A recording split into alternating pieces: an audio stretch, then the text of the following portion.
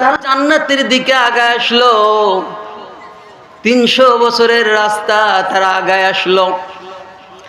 আবার বললেন কদ্দিমু। নবীজি দ্বিতীয়বার বলার পর জায়গা নাই, তারপরও হালকা একটু আগায় আসার চেষ্টা করলো। সাহাবীরা নড়ন চড়ন করলো। নবীজি বললেন এরা 400 বছর আগে জান্নাতের রাস্তা খুঁজে নিল। আবার বললেন কদ্দিমু। তৃতীয়বার যখন বললেন তখন মোট জায়গা নাই, নড়াচড়াও দেওয়া যায় না, তারপরও একটু কোনো রকম নড়াচড়া করেছেন। আল্লাহর নবী বললেন এরা 500 বছর আগে জান্নাতের রাস্তা খুঁজে নিল। সুবহানাল্লাহ।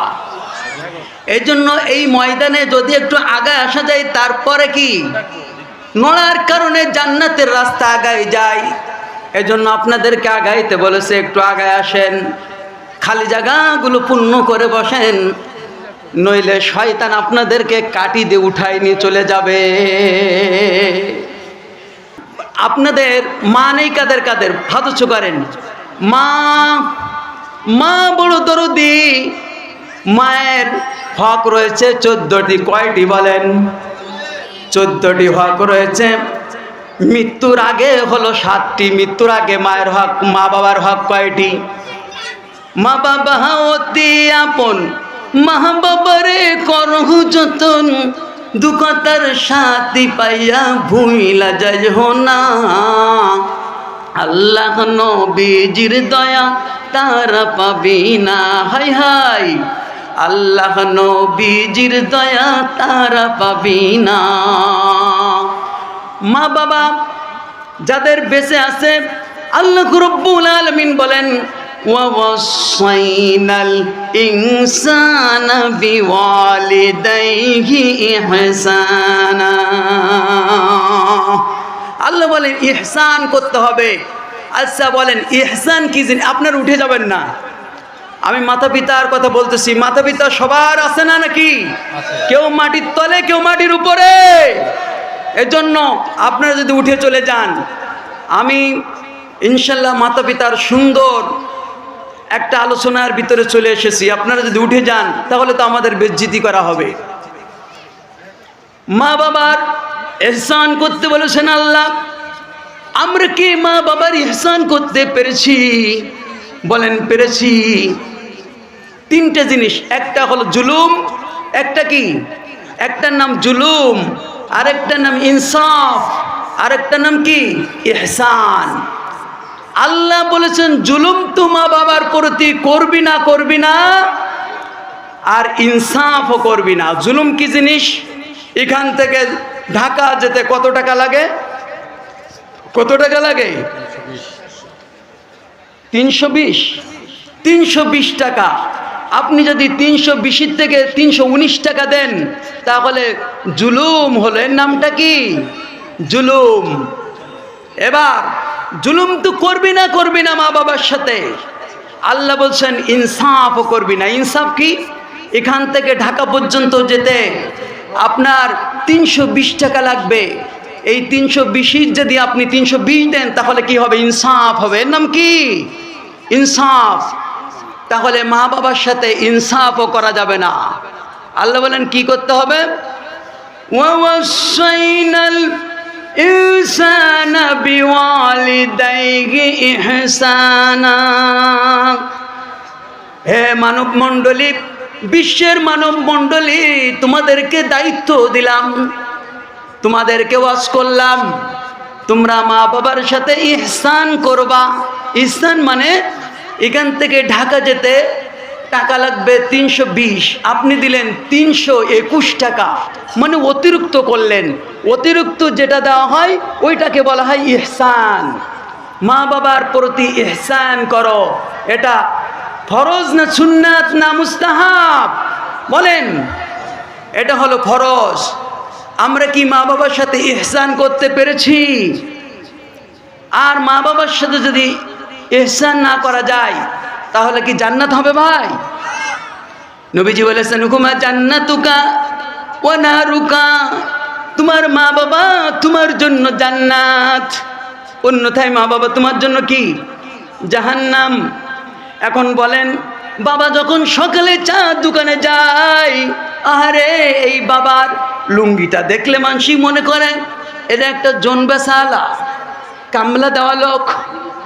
কিন্তু আপনার লুঙ্গিটা যখন পরে যান তখন মনে হয় যে কি সাহেব একজন এসেছে চার দোকানে। বলেন মা বাবার সাথে কি ইহসান হয়েছে? বাবার লুঙ্গি যদি থাকে 500 টাকার, আপনার লুঙ্গি থাকবে 500 টাকার কম, তাহলে ইহসান করা হবে। আপনি পরছেন 1000 টাকার লুঙ্গি, বাবা পরছে 1099 টাকার লুঙ্গি, আল্লাহর হুকুম আপনি লঙ্ঘন করেছেন, ইহসান করেন নাই। মায়ের শাড়ি আর আপনার বউয়ের শাড়ি, এই দুটো যদি এক জায়গায় করা হয় আকাশ পাতাল পার্থক্য হয় কিনা বলেন? হয় কিনা? তাহলে বোর্ডটার দাম বেশি, মাঠটার দাম কম, জান্নাত হবে? তাহলে জান্নাত নিতে গেলে খেয়াল করতে হবে, আল্লাহ ফরজ করেছেন ওয়াসাইনাল ইনসানা বিওয়ালিদাইহি ইহসানা। আল্লাহ সূরা আনকাবুতের ভিতরে বলেছেন, সূরা লুকমানের ভিতরে বলেছেন, আবার সূরা আহকাফের ভিতরে বলেছেন, সূরা বানী ইসরাঈলের ভিতরে বলেছেন। এইভাবে আল্লাহ যত জায়গায় বলেছেন ইনসাফ করতে বলেন নাই। আল্লাহ বলেছেন ইহসান করো। আচ্ছা, বাড়িতে যে খাটে আমরা শুই, পালঙ্গে, এই পালঙ্গের দাম কত?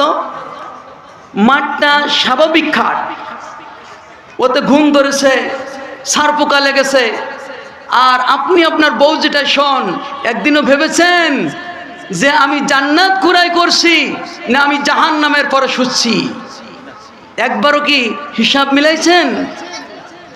আজকে যদি আল্লাহর হুকুম মানতে হয় তাহলে আপনার পালঙ্গটা এক্ষুনি বাড়িতে গিয়ে রাত্রেই দিতে হবে, মায়ের বাবার কাছে দিয়ে দিতে হবে। আর ওই নষ্ট কাঠটা আপনাকে আনতে হবে। আল্লাহর আরশ খুশি হয়ে যাবে, আল্লাহ জান্নাত আপনার জন্য দান করে দিবেন। জান্নাত কি এমনি এমনি হবে? শুধু কাবায় গেলে হবে? টাকা বস্তা ভরে কাবায় চলে গেলেন, খরচ করলেন, চুম্মা করলেন হাজার আসওয়াদে, আর মনে করছেন জান্নাত কুরাই করে ফেলেছি। না, আল্লাহর নবীজি বলেছেন তোমার মা বাবার দিকে যদি ফেলায়া যদি একটু নজর দিয়ে তাকাও, তাহলে আল্লাহর হাবিব বলেছেন একটা কবুল হজের সওয়াব হবে। বলেন সুবহানাল্লাহ। মক্কা শরীফে গেলেন, আপনার টাকাটা হারাম হতে পারে, হজ হতেও পারে, নাও পারে, কিন্তু মা বাবার দিকে যদি একটু নজর দিয়ে যদি ভালোবাসার নজরে তাকান গো আল্লাহ, তাহলে যতবার তাকাবেন, নবীজির কাছে জিজ্ঞাসা করা হলো ইয়া রাসূলুল্লাহ, আমি যদি 100 বার তাকাই, নবীজি বললেন 100 বার কবুল হজের সওয়াব হয়ে যাবে।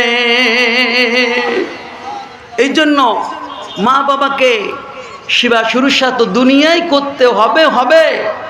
আল্লাহ বললেন দুনিয়ায় তো করবা, আর মৃত্যুর পরে 7টা করবা। আমি আগে উপরের জগতের আরেকটু বলি।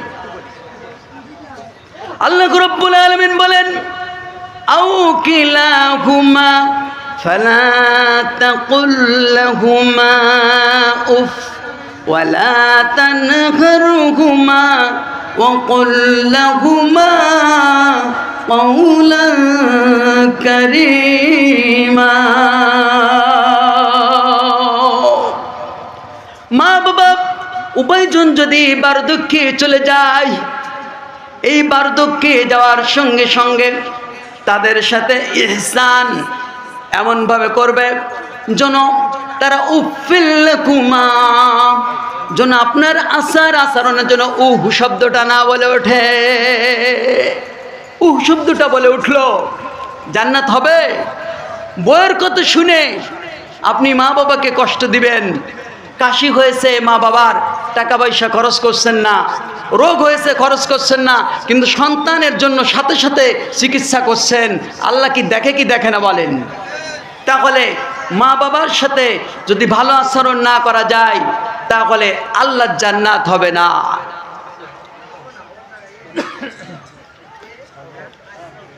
এই দুনিয়ায় মায়ের মতো আপন কেহ নাই, আছে কিনা বলেন? বাবার মতো আপন কেহ এই পৃথিবীতে আছে কিনা বলেন?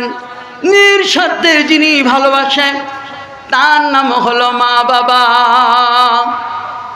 কি নিঃস্বার্থে যে ভালোবাসে, সবাই বিদেশে আসলে তাকাই থাকে কি নিয়ে আসছে, আর মা তাকাই থাকে সন্তান খেয়েছে কিনা। এজন্য আল্লাহ রাব্বুল আলামিন আরো বলে দিলেন, তুমি তোমার মা বাবাকে একটা শাড়ি দাও, একটা লুঙ্গি দাও, এটা আমার জন্য দাও না এমনি এমনি দাও, এটা আমি আল্লাহ রাব্বুল আলামিন দেখি এবং জানি। এই জন্য মা বাবার হক দুনিয়াতে আছে। মৃত্যুর পরে আমরা কবর দিয়ে আসলাম, দিয়ে আসার সাথে এরপরে ওয়াজ আছে, আপনারা বসেন, ওয়াজ আছে। যদিও আমি একটা লাইনে চলে এসেছি, তারপরে ওয়াজ আছে, বসেন। মা বাবাকে কবর দেওয়ার সঙ্গে সঙ্গে আমরা জ্ঞানী গুণী ভদ্রলোক শিক্ষিত লোক সবাই মনে করেছি আমার দায়িত্ব কর্তব্য কি শেষ হয়ে গেছে, আমার দায়িত্ব শেষ।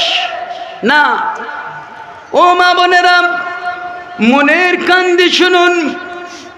মা বাবাকে মাটি দেওয়ার পরে দায়িত্ব শেষ হয়ে যায়নি, 7টা দায়িত্ব রয়ে গেছে। কয়টা?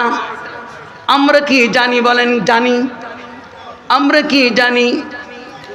আমরা জানি না, এই জন্য জানতে হবে। 7টা কাজ রয়ে গেছে।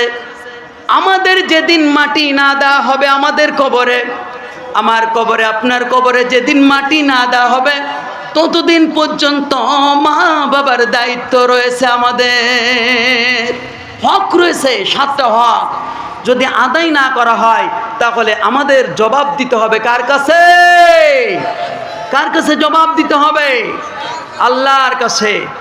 এজন্য 1 নম্বর, মা বাবা যে ওসিয়াত করে যাবে সে ওসিয়াত সন্তানকে পূরণ করতে হবে। 1 নম্বরে কি? আউসা বিহা আউদাইন। আল্লাহ কোরআন হাদিসে বলেছেন ওসিয়াত করার কথা। ওসিয়াত যদি করে অমুক মাদ্রাসা করে দিতে হবে, অমুক জায়গায় অমুক টিউবওয়েল বসাই দিতে হবে। এই ওসিয়াতগুলো সন্তানকে পালন করে দিতে হবে। সন্তানের পর ওয়াজিব ওসিয়াত পালন করা। কি? আপনি যখন ছোট থাকতে বলতেছেন কামাই যতদিন না করতে পারেন, বাবা একটা ব্যাগ লাগবে, বলেন আনে কিনা? স্কুলের ব্যাগ লাগবে, আমার একটা প্যান্ট লাগবে, আনে কিনা বলেন? আনে। ওরকম ভাবে মা বাবা যে ওসিয়াত করে যাবে এই ওসিয়াত সন্তানের পূরণ করা ওয়াজিব হয়ে যাবে। এই জন্য ওসিয়াত পূরণ করা কি? দায়িত্ব, কর্তব্য। 2 নম্বর হলো মা বাবা যদি ঋণ করে যদি দুনিয়া ছেড়ে চলে যায়, এই ঋণ কিন্তু আল্লাহ মাফ করবেন না। আল্লাহর কিন্তু অপশন আছে মাফ করার। আমরা জানি আল্লাহ গফুরুর রহিম, রহমানুর রহিম, আরহামার রাহিমিন। আমরা এই বলে বলে কি আল্লাহ মাফ করে দেবে? কি এই বলে কি বলি যে আল্লাহ মাফ করে দেবে? আল্লাহ তো গফুর, আল্লাহ রহমান, আল্লাহ রহিম, কিন্তু আল্লাহর অপশনের ভিতরে আল্লাহ মাফ করবে। আল্লাহর অপশনের ভিতরে নাই যে কেউ যদি বান্দার হক নষ্ট করে তাহলে সেইগুলো মাফ করে দেবে। বান্দা মাফ না করলে আল্লাহ মাফ করবেন না। এই জন্য মা বাবা যদি কোনো ঋণ করে যায় ওই ঋণ সন্তানকে পরিশোধ করে দিতে হবে মা বাবার মুক্তির জন্য। এটা সন্তানদের উপর ওয়াজিব। আমাদের যশোরে যখন কেউ মারা যায়, জানি আপনারা কেউ কেউ উঠতেছেন না, মনে করছেন কোরআন দিবস করছেন, এটাও তো কোরআনের কথা। যদি কোনোদিন সুযোগ সুবিধা হয়, আমি কেমন বক্তা যে কোরআন বাই কোরআন 2-3 ঘন্টা বলে যাবো আয়াত দিন ইনশাল্লাহ, এক এক বিষয়ের পরে কোনো প্রবলেম হবে না ইনশাল্লাহ। যদি কোনোদিন আল্লাহ কবুল করে আপনাদের মাটিতে আসার কোনো একটি জায়গায়, তাহলে কোরআন বাই কোরআন বলবো সেদিন। আজকেও কোরআন বলছি, কোরআনের বাইরে তো বলছি না, এটাও তো কোরআনের কথা নাকি? এজন্য সবাই ধৈর্য ধরে বসুন, উপকার করেই যাব, কিছু না কিছু উপকার করেই যাব। কারণ দূর থেকে এসেছি, কিছু উপকার যদি না করতে পারি তাহলে আশা বৃথা হয়ে যাবে। কি করতে হবে? হক আদায় করে দিতে হবে। মা বাবা যে ঋণগুলো করেছে, মা বাবার ঋণগুলো মুক্ত করে দেওয়া সন্তানের জন্য ওয়াজিব হয়ে যায়। মায়ের কান্দন যাবর জীবন,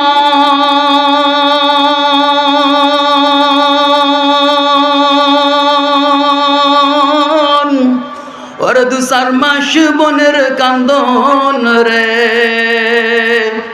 পরিবারের কান্দন কয়েকদিন পর থাকে না। দুঃখের দরদি আমার জনম দুঃখিনী মা, গর্ভধারিণী মা, জনম দুঃখিনী মা। দুঃখের দরদি আমার জনম দুঃখিনী মা।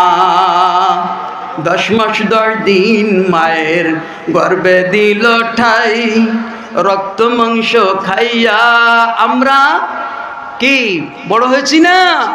এই জন্য কবি বলেছেন 10 মাস 10 দিন মায়ের গর্ভে দিল ঠাই, রক্ত মাংস খাইয়া আমরা আসলাম ভবে ভাই। কান্দিয়া উঠিলাম আমি ভবেতে আসিয়া, শান্ত করিল মায়ের বুকের দুধ দিয়া। ও মায়ের প্রসব কালে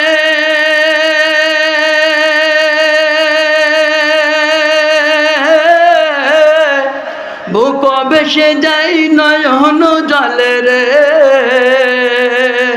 ও মাই সন্তানের লইয়া কলে বলে প্রসব যন্ত্রণা।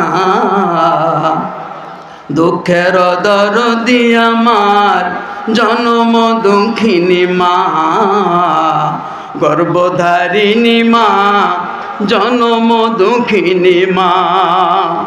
3 নম্বর দায়িত্ব হলো এই ঋণ মুক্ত করার পর 3 নম্বর দায়িত্ব, সন্তান প্রতিদিন সকালবেলায় হোক যে সময় হোক মা বাবার জন্য দোয়া করবে। আমরা কি দোয়া করি? মা বাবার জন্য কি দোয়া করি? আল্লাহ নিজেই শিখাই দিয়েছেন, ওকুর রব্বির হামহুমা, সবাই বলুন রব্বির হামহুমা কামা রব্বায়ানি সগীরা। আল্লাহ তাআলা আমার অসুখের সময় আমার মা বাবা যেভাবে আমাকে স্নেহের কোড়লে লালন পালন করেছে, আয় আল্লাহ তাআলা আমার আজকে মা বাবার অসহায়ত্বের সময় তোমার স্নেহের কোড়লে তুমি লালন পালন করো। 3 নম্বর দায়িত্ব হলো মা বাবার জন্য প্রতিদিন কমসে কম না হলে ফজরের নামাজের পর দোয়া করতে হবে, প্রভু গো বাবা ঋণ শোধ করতে পারবো না, আয় আল্লাহ তাআলা সব কিছু মা বাবা রেখে গিয়েছে, কিচ্ছু নিয়ে যায়নি। আয় আল্লাহ তাআলা লালন পালনের কষ্ট, পেটে ধরা কষ্ট, সব কষ্ট মা সহ্য করেছে। আল্লাহ তাআলা আজকে মা বাবা চলে গেছে, এই মা বাবাকে তুমি মাফ করে দাও। সন্তানের রোজ রোজ এই দোয়া আমার আল্লাহ রব্বুল আলামিন দেখে সহ্য করতে পারবেন না। আল্লাহ রব্বুল আলামিন বলবেন, আমি বারবার এই বান্দা বান্দির সন্তানের দোয়া পাই, আমার বড় ভালো লেগে গেছে, আমি তার মা বাবাকে মাফ করে জান্নাতবাসী করে দিলাম। সুবহানাল্লাহ। একটা ঘটনা বলি, তার আগে 4 নম্বরটা বলে দিই। 4 নম্বর হলো মা বাবার কবরে কিছু হাদিয়া পাঠাই দেওয়া প্রতিদিন। আমরা কি দিচ্ছি বলেন? দুনিয়ায় আপনি তাম পৃথিবীর সব সম্পদ যদি মাকে দিয়ে দেন, বাবাকে দিয়ে দেন, যে না উপকার হবে, তার থেকে বেশি উপকার হবে মা বাবার মৃত্যুর পর যদি কিছু হাদিয়া পাঠাই দিতে পারেন। এত বড় উপকার হবে যে উপকার ভাষায় পেশ করা যাবে না। কত উপকার হবে। প্রতিদিন যদি আপনি সকালবেলায় ফজরের নামাজ পড়ে সূরা ইখলাস পাঠ করেন, একবার পাঠ করলে কত সওয়াব হবে বলেন? 10 পারা কোরআন তেলাওয়াতের সমান সওয়াব আল্লাহ রাব্বুল আলামিন আমল নামায় দান করবেন। প্রতিদিন যদি 10 পারা সওয়াব মা বাবার কবরে দেওয়া যায়, মা বাবার আত্মায় দেওয়া যায়, মা বাবার অ্যাকাউন্টে পৌঁছাই দেওয়া যায়, বলেন মা বাবার শান্তি হবে না অশান্তি হবে? হযরতে আশরাফ আলী থানভী রাহমাতুল্লাহ আলাইহি তিনি বলেন একটি ঘটনা। তৎকালীন জামানায় ভারতের একজন আল্লাহর ওলি, তিনি স্বপ্নর ভিতরে দেখতেছেন। কিসের ভিতরে? তিনি কিতাবে লিখেছেন স্বপ্নর ভিতরে দেখতেছেন আল্লাহর ওলির একজন বন্ধু তিনি মৃত্যুবরণ করেছেন। চিনা শুনো জানা শুনো লোক মৃত্যুবরণ করেছেন। মৃত্যুর পর তার কবর জগতে আযাব হচ্ছে। জিজ্ঞাসা করলেন, ভাইজান তোমার কবরে কেন আযাব হচ্ছে, গজব হচ্ছে, কারণটা কি? তখন আশরাফ আলী থানভী রহমতুল্লাহ বলেন, ওই আল্লাহর বান্দাকে, আল্লাহর বান্দা আল্লাহর ওলিকে জবাব দিচ্ছেন, পর্যাপ্ত পরিমাণ নেকি নিয়ে আমি কবরের জগতে যেতে পারি নাই। আর দ্বিতীয় কথা, আল্লাহ পাকের কাছ থেকে গুনাহ মাফ করাই যেতে পারি নাই। দুইটা জিনিসের অভাব আমার হয়ে গেছে। আল্লাহর ওলি তখন স্বপ্ন যোগে জিজ্ঞাসা করতেছেন, ফেরেশতাদের ফাংশন কি আছে মাফ করে দেওয়ার, কোনভাবে তুমি মুক্তি পেতে পারো?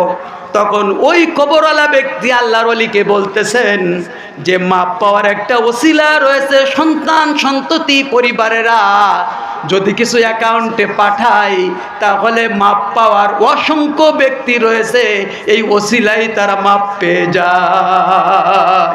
আমার তো কোনো সন্তান নাই, আমার পরিবার পরিজন নাই, আমি কার দ্বারা আমার অ্যাকাউন্টে মাল আনবো, কার দ্বারা আমার অ্যাকাউন্টে সম্পদ আনবো? আমার শুধু একটি মাত্র মেয়ে আছে। কয়টি মেয়ে আছে? সেই মেয়েটা আবার সে সারা দিন তার কাজ হলো জাহান্নামের কাজ, সে শরীর বিক্রি করে, অর্থাৎ পতিতা। একটা মেয়ে, সেও কি একটা মেয়ে আছে মাত্র আমার দুনিয়ার বংশের ভিতরে, সে পতিতা, দেহ ব্যবসা করে। ও আল্লাহর ওলি, আমার অ্যাকাউন্টে জীবনেও সে কিছু পাঠায় না, আর পাঠাবে না, আমার কথা তার স্মরণ নাই। তাহলে আমি কি করতে পারি তোমার জন্য বলো? আল্লাহর ওলি দুইটা কথা আমার মেয়েকে বলবেন। একটি হলো সে যেন তার নিজের জন্য জাহান্নাম থেকে মুক্ত করে, আর 2 নম্বর আমার অ্যাকাউন্টে যেন কিছু পাঠিয়ে দেয়। আমি বড় বিপদে আছি। আমার প্রতিদিন নির্দিষ্ট একটা সময়, আমার গুনার কারণে নির্দিষ্ট একটা সময় পরিমাণ আমাকে কবর জগতে আযাব দেওয়া হয়। কবর জগতে কি দেওয়া হয়? নির্দিষ্ট সময় পরিমাণ কি গুনার কারণে আযাব দেওয়া হয়। আল্লাহর ওলির ঘুম ভেঙে গেল। হযরত আশরাফ আলী থানভী রহমতুল্লাহ আলাইহি লেখেন, ঘুম ভেঙে যাওয়ার পর পরদিন থেকে তার মেয়েকে খোঁজাখুঁজি করে, কিন্তু যে দেহ ব্যবসা করে, একদিন এ বাজারে যায়, আরেকদিন ও বাজারে যায়, একদিন ও দেশে যায়, একদিন এ দেশে যায়, এইভাবে করে তার খুঁজে পাওয়া যায় না। কয়েকদিন খুঁজতে খুঁজতে হঠাৎ করে আল্লাহর ওলি পেয়ে গেল খোলা একটি পুকুরে সে গোসলের জন্য এসে গিয়েছে। খোলা একটি পুকুরে, দেখেন না আমাদের পর্দা পুশিদা তো নাই, খোলা পুকুরে মহিলারা গোসল করে যায়, যায় কিনা? এদিকে আছে কিনা?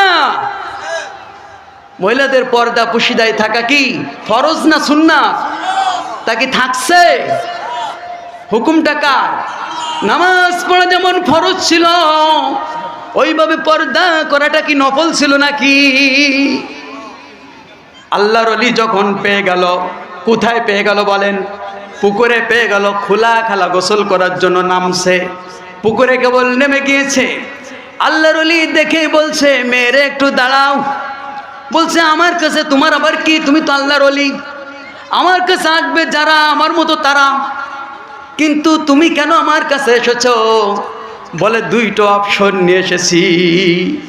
কি অপশন নিয়ে এসেছ? বুড়ো কুঞ্চিত করে ডাক দিয়ে বলল, দুটো অপশন শীঘ্রই বলো, আমার সময় নাই। আল্লাহর ওলি তখন বলে দিল, তোমার বাবাকে আমি স্বপ্ন দেখেছি। মেয়েটি বলল, স্বপ্নই কি দেখেছ? বলল, একটা হলো তোমার আব্বা পর্যাপ্ত পরিমাণ নেকি নিয়ে কবরে যেতে পারে নাই, আর একটা হলো তিনি তার গুনাহ মাফ করাইতে পারে নাই। এই দুইটা কারণে নির্দিষ্ট পরিমাণ সময় প্রতিদিন তার কবরে শাস্তি হয়ে যায়। প্রতিদিন কি নির্দিষ্ট পরিমাণ সময় সাজা পায়। এখন কে বলেছে? আব্বা। তোমার আব্বা বলেছে তোমাকে জাহান্নাম থেকে নিজেকে বাঁচতে হবে। আর 2 নম্বর হলো, তোমার আব্বার অ্যাকাউন্টে কিছু মাল সামানা, আখিরাতের মাল সামানা পাঠিয়ে দাও, তোমার আব্বা শাস্তি মুক্ত হয়ে যাবে। মেয়ে তখন ভুরুকুঞ্চিত করে বলল, কি আর দেব? পুকুর থেকে 1 চুল্লি পরিমাণ পানি ডাঙ্গায় চেলে দিয়ে স্যার বলল, এই যে আব্বার জন্য দিলাম। বলেন, কাজটি কি ভালো করলো? 1 চুল্লি পরিমাণ পানি সে চেলে ডাঙ্গার দিকে দিয়ে বলল, এই আব্বার জন্য দিলাম। আল্লাহর ওলির মনটা ভেঙে খান খান হয়ে গেল। তিনি বললেন, মানুষ কি এত কঠিন দিলের হতে পারে রে? তারপরও আবার আব্বার শাস্তির কথা শুনে কেমন করে এত হৃদয় কঠিন হতে পারে? তাও আবার মেয়ে মানুষ। মেয়ে মানুষের কিন্তু বাবার পরে কি একটু দরদ হয়? একটু জিকির করেন, সুবহানাল্লাহ, আলহামদুলিল্লাহ, লা ইলাহা ইল্লাল্লাহ।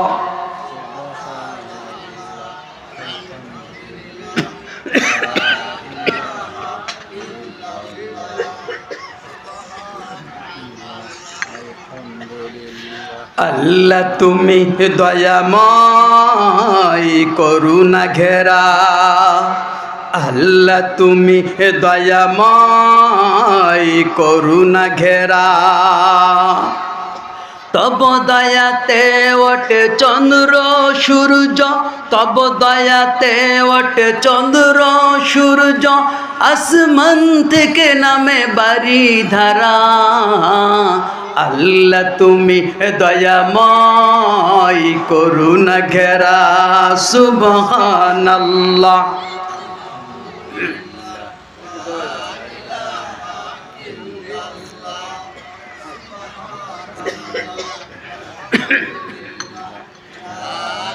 এই বৃক্ষ দাঁড়িয়ে আছে সারি সারি, অপরূপা ফুল ফুটে ঝরছে তারি। মৌমাছি ভ্রমরের মৃদু গঞ্জন, মৌমাছি ভ্রমরের মৃদু গঞ্জন, মোহমাই প্রকৃতি পাগল পারা। আল্লাহ তুমি দয়াময়, করুণা ঘেরা। সুবহানাল্লাহ।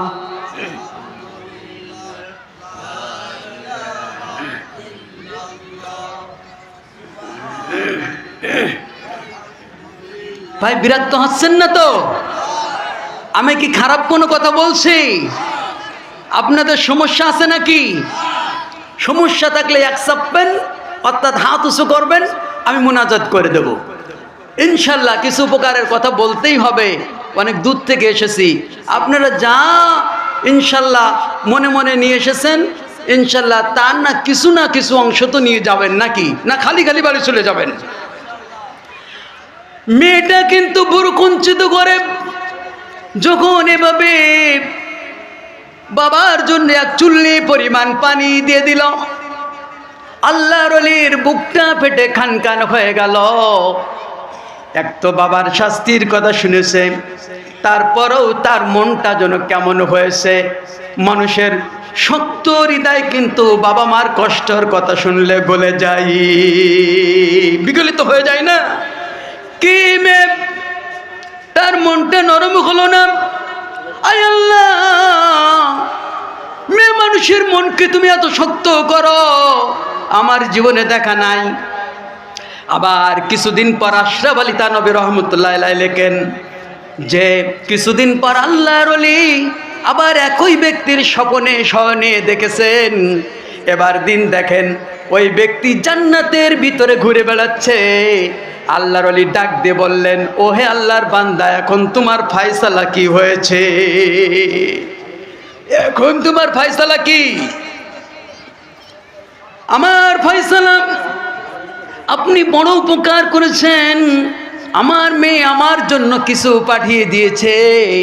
আল্লাহর ওলি বলল, কই পাঠিয়ে দিয়েছে? সে তো যা ব্যবহার করলো আমার অন্তরটা চৌচির হয়ে গেছে, খানকান হয়ে গেছে।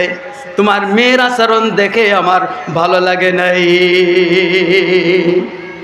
আশরাফ আলী থানভী রহমতুল্লাহ লেখেন, ওই ব্যক্তি বলেছেন আমার মেয়ে না, এক চুল্লি পরিমাণ পানি ডাঙ্গায় চেলে দিয়েছিল, দিয়েছিল। ওই যে এক চুল্লি পরিমাণ পানি যখন ডাঙ্গায় দিয়েছে, ওই ডাঙ্গায় দেওয়ার সঙ্গে সঙ্গে ওখানে আল্লাহর একটা ছোট্ট মাখলুক ছিল। কতটুক? ছোট্ট মাখলুক, যে মাখলুকটা পানির পিপাসায় কাতর হয়ে জীবন যাই যাই যাই যাই নিবু নিবু সময় ওই মাখলুকের চলছিল, কাতরাচ্ছিল পানির জন্য। এক ফোঁটা পানি পেলে তার জীবন বেঁচে যায়। আল্লাহু আকবার। তখন বললেন ব্যক্তি, ও আল্লাহর ওলি, ওই ছোট্ট আল্লাহর মাখলুক কীট যাকে দেখা যায় না, সে পানির ফরিয়াদ করছিল। আমার মেয়েটা বলছিল আব্বার জন্য এই পানি টুক দিয়ে দিলাম।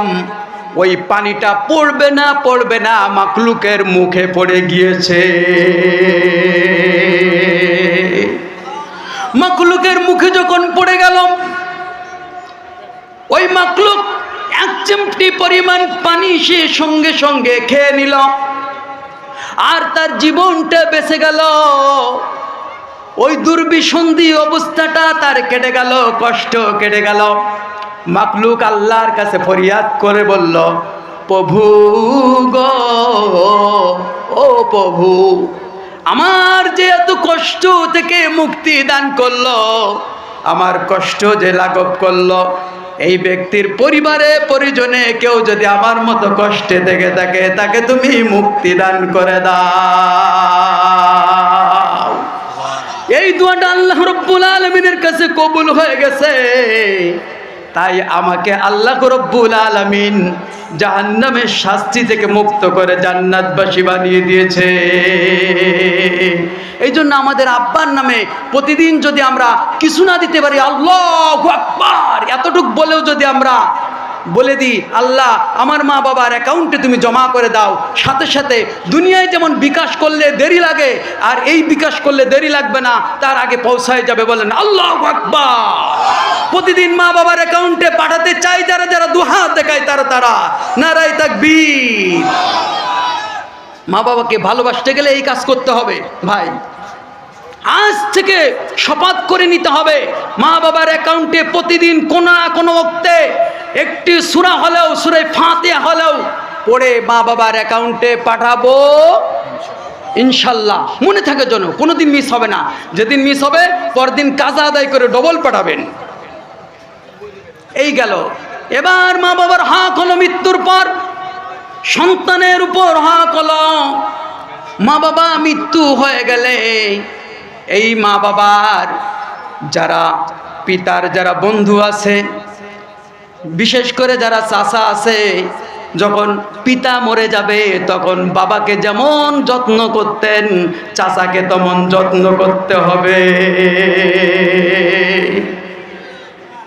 আমরা তো মনে করি চাচা চাচা বলে চাচার সাথে সম্পর্ক থাকে না। বাপ মরে গেছে, ওখান থেকে সম্পর্ক কাটা হয়ে গেছে। বাপ যতদিন ছিল চাচার সাথে বন্ধুত্ব ছিল। মাঝে মধ্যে আজ থেকে চাচা যতই শত্রুতা করুক আপনার সঙ্গে, চাচাকে এক কাপ চা খাওয়াবেন, চাচাকে দেখলেই সালাম দেবেন, চাচাকে দেখলেই জড়ায় ধরবেন আব্বার মতো। কারণ চাচা হলো পিতার মতো।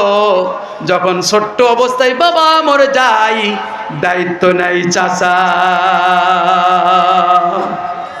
এজন্য যত্ন করতে হবে বাবার মতো। কাকে? এই ওয়াজ শুনে যদি কেউ চলে যান, তারা মা বাবাকে ভালোবাসেন না। আর মা বাবাকে যারা ভালোবাসেন না, তারা জান্নাতে যেতে পারবেন না। যত বড় হাজী হন, ইমাম সাহেব হন, যত বড় আলেম হন না কেন, মা বাবার হক যদি আদায় না করেন, মা বাবাকে যদি খুশি না করতে পারেন, আল্লাহ জান্নাত হবে না।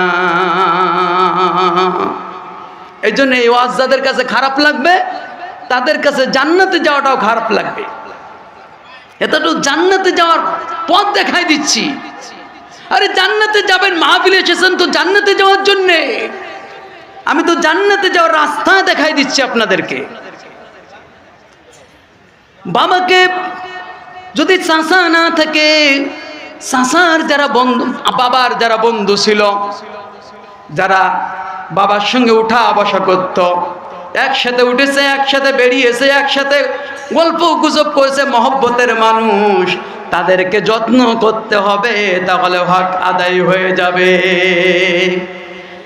এরপরের হকটা হলো, যদি আপনি বিত্তবান হন, সম্পদশালী হন, তাহলে বাবাকে যেমন লুঙ্গি দিতেন, কাপড় দিতেন, তেমন ভাবে চাচাকেও লুঙ্গি, কাপড়, গেঞ্জি, জামা দেওয়া লাগবে। দিছি আমরা কি দিছি? আমরা তো জানিই নে। এজন্য এখানে এসেছি কিসের জন্য? জানার জন্য।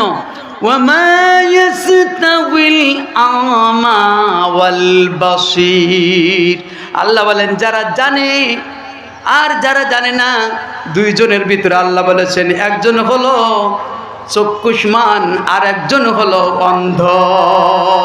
যে জানে না সে হলো অন্ধ, আর যে জানায় সে হলো চক্ষুষ্মান।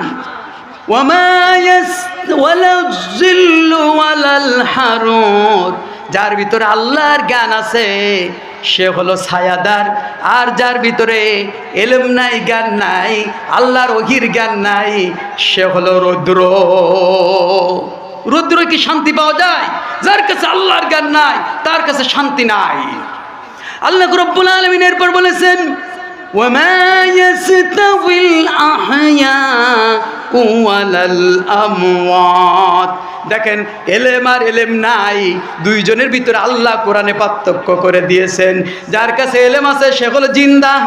কি আল্লাহ বলেছেন? যার কাছে আল্লাহর কোরআনের জ্ঞান আছে সে হলো জিন্দা, আর যার কাছে আল্লাহর কোরআনের জ্ঞান নাই সে হলো মুর্দা, মরা মানুষ। মরা মানুষের কোনো দাম আছে?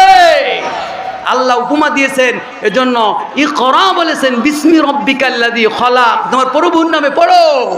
এজন্য পড়লেই মুক্তি হবে, জানবেন মুক্তি হবে, জানবেন না মুক্তি হবে না। এজন্য জানার ময়দান এখানে বসেন, কিছু উপকার হবে। সবাই একসাথে যেতে রাজি আছি? কারা কারা দুই হাত দেখান তাড়াতাড়ি, একই সাথে যাব, বেশি লম্বা ওয়াজ করব না ইনশাল্লাহ। আল্লাহ যেন আমাদের একই সাথে জান্নাতেও যাওয়ার তৌফিক দান করেন, বলেন আমিন। ফেরেশতারা কি ছবি তুলছে না? কারা চলে যাচ্ছে আর কারা যাচ্ছে না, কারা কোন নিয়েতে এসেছে? বক্তার সুর চেক করতে আসে কেউ কেউ, যে বক্তাদের কেমন সুর দিতে পারে। আমি বললাম কোরআন দিয়ে, কোরআন ভাই আলোচনা করার লোক, ইনশাল্লাহ এটাও তো কোরআন দিয়ে বলছি নাকি, না কোরআনে বাইরে? হ্যাঁ। এরপর হলাম, মা যদি মরে যায়, খালা কারোর আছে? কার কার খালা আছে? আতস করেন। কার কার খালা আছে? আলহামদুলিল্লাহ, প্রায় সবার খালা আছে, হাত নামান। খালা যাদের আছে, মাকে যেমন যত্ন করতেন, খালাকে তেমন যত্ন করতে হবে, নইলে হক আদায় হবে না, আল্লাহ রাজি হবে না, আল্লাহ খুশি হবে না। আজ থেকে খালাকে যত্ন করবেন। আর খালা যদি না থেকে থাকে, মার বান্ধবী যারা ছিল, যাদের সঙ্গে ঝাল লবণ তেল দিয়ে উঠা বসা করতো মা, এই মানুষগুলোকে যদি যত্ন করেন, ওই মায়ের অবর্তমানে মাকে সেবা করা হলো। আর যদি এই মায়ের বান্ধবীদেরকে যদি কাপড় দিতে পারেন, খালাদেরকে যদি একটু কাপড় দিতে পারেন, যদি একটু শাড়ি দিতে পারেন, তাহলে আল্লাহর আরশ খুশি হয়ে যাবে, বলেন সুবহানাল্লাহ। এরপর আরো একটা হক রয়েছে।